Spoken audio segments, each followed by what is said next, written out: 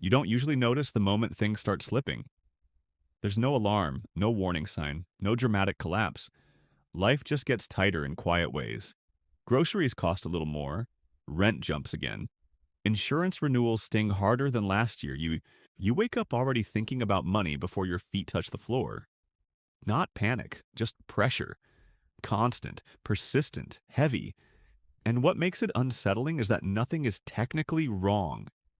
You're working, you're paying your bills, you're doing what you were told to do. But somehow, despite all that effort, you feel closer to the edge than you ever expected. One unexpected expense, one missed paycheck, one medical bill, and suddenly everything feels fragile. That's the moment people start asking themselves a question they never thought they'd need to ask.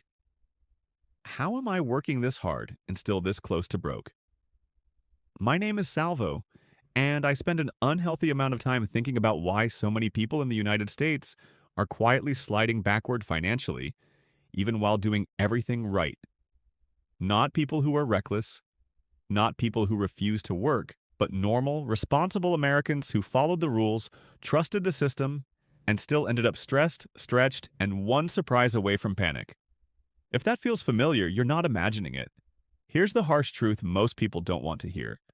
Most people going broke in 2026 aren't failing because they're lazy, irresponsible, or bad with money. They're failing because the rules changed, quietly, and no one stopped to explain the new game. Costs rose faster than income. Risk shifted downward, stability became conditional, and the old playbook stopped working long before most people realized it. For decades, Americans were raised on a simple promise: work hard, be consistent, get a decent job, avoid obvious mistakes, and over time things will stabilize. That promise worked well enough that people trusted it.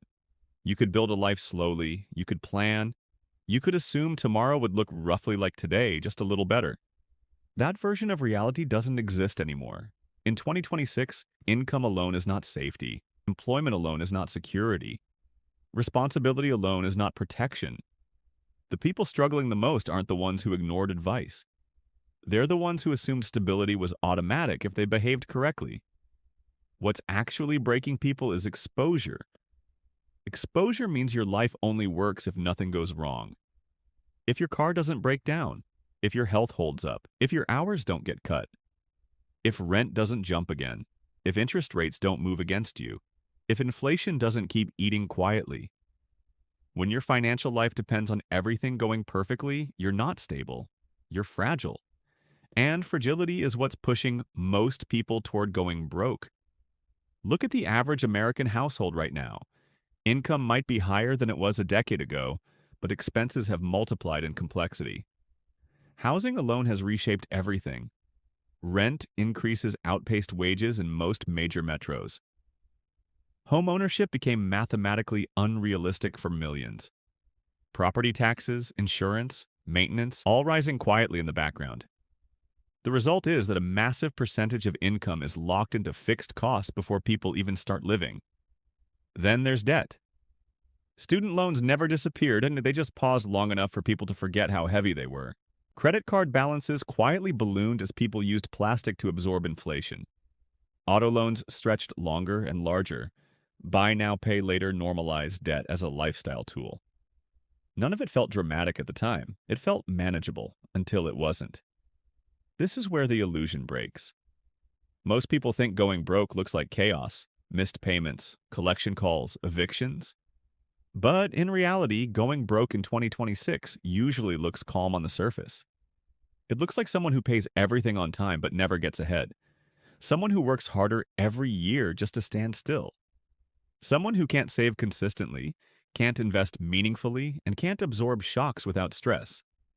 That kind of slow financial erosion is far more dangerous than obvious failure. Because it doesn't trigger urgency, it normalizes pressure. And when pressure becomes normal, people stop questioning it. They tell themselves this is just adulthood, that everyone feels like this. That stress is the cost of being responsible. They adapt instead of adjusting, they cope instead of redesigning. And slowly their margin disappears. Margin is the difference between stability and survival. Margin is what allows mistakes without catastrophe. Margin is what allows patience. Margin is what allows opportunity to compound instead of being rushed. Without margin, even high income feels unstable. With margin, even modest income feels powerful. Most people losing ground in 2026 have no margin. And the most dangerous part? They don't realize it until something breaks. When you're financially exposed, your decision-making changes in subtle ways. Whoa, You what's all avoid this risks that could chatter? We're help just you having fun. long-term Fun? because It's a you bit can't much. afford Never too short-term much. discomfort. You stay in jobs you hate because you can't risk a gap. You tolerate stress because stability feels more important than happiness. You delay healthcare. You postpone rest. You shrink your expectations. This isn't a character flaw, it's a nervous system response. When your financial life feels fragile, Ugh, your my brain is working enters survival overtime. mode. Come on, Gears, slow Survival down. mode I can't think prioritizes straight. immediate relief over long-term optimization. That's why people with money stress often make decisions that seem irrational from the outside. They're not irrational, they're overloaded. This is why telling people to just budget better misses the point entirely. Budgeting doesn't fix exposure. Budgeting doesn't create margin. Budgeting can't overcome structural pressure when fixed costs consume most of your income. You can spreadsheet all you want, and if there's nothing left to move, you're just documenting stress. Another reason most people are going broke is that the safety nets people assume exist don't. Healthcare remains one of the largest hidden threats to financial stability in the US. Insurance doesn't eliminate risk when it delays it. Deductibles, co-pays, out-of-network costs, lost income from illness. One medical issue can undo years of careful behavior, and that risk exists even for people who think they're covered. Then there's volatility. Jobs are no longer stable in the way they once were. Layoffs happen faster. Industries shift overnight. AI and automation are quietly reshaping roles. Side hustles that once felt reliable are becoming saturated. The assumption that income will steadily rise over time is no longer safe. Most people are building their lives on income streams that feel solid, until they aren't. This is where the real divide forms. The people who remain stable in 2026 aren't necessarily the highest earners. They're the ones who reduced exposure. They built buffers, they created redundancy, they prioritized margin over appearance. They didn't assume the system would protect them. The people sliding backward often did the opposite without realizing it. They optimized for lifestyle instead of resilience. They stretched for housing. They normalized debt. They assumed tomorrow would cooperate. And when tomorrow doesn't cooperate, everything tightens at once. That tightening is what people mistake for personal failure, but it's structural. When fixed costs rise faster than income, when volatility increases, when risk shifts downward, and when buffers disappear, even disciplined people struggle. That's not weakness, that's math. The harsh truth is that most people in 2026 are trying to live 2012 lives with 2026 economics, and the gap between those two realities is where financial stress lives. This is why comparison makes everything worse. Social media shows curated stability, highlight reels, homes, trips, lifestyles that don't reveal leverage, debt, or stress. People compare their internal pressure to someone else's external image and assume they're falling behind. In reality, many of those people are just as exposed, sometimes more. Here's the part most people don't expect. Going broke rarely feels like failure at first. It feels like exhaustion. It feels like numbness. It feels like constantly thinking about money without ever feeling in control of it. It feels like doing everything right and still feeling behind. And because it feels internal, people internalize it.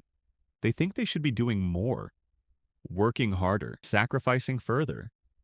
But effort isn't the missing piece. Structure is. The people who survive this era aren't the ones who grind the hardest. They're the ones who redesign their financial lives to reduce fragility. That means fewer fixed costs, not just higher income. That means buffers before upgrades. That means systems instead of optimism. That means building stability before chasing status. Most people never do this because no one taught them to. They were taught how to earn. They were taught how to spend. They were taught how to borrow. They were never taught how to absorb shocks.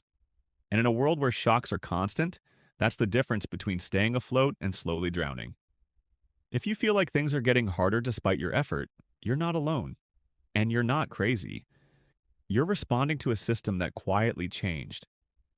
The harsh truth isn't that most people are going broke because they failed. It's that most people were never shown how to build resilience in an economy that no longer rewards stability by default. And once you see that clearly, you stop blaming yourself. You stop chasing more income as the only solution. You stop confusing comfort with safety. You stop assuming stress is normal. You start asking better questions. How exposed am I? Where am I fragile? What would break me if it happened tomorrow? Those questions aren't negative. They're powerful. Because the moment you reduce exposure, even slightly, everything starts to change. Stress drops, decisions improve, confidence returns. Not loud confidence, calm confidence. That's the kind that lasts, and that's how you avoid becoming another quiet statistic in 2026. Not by working harder, but by building a life that doesn't fall apart when things go wrong. That's the real harsh truth. And it's also the way out.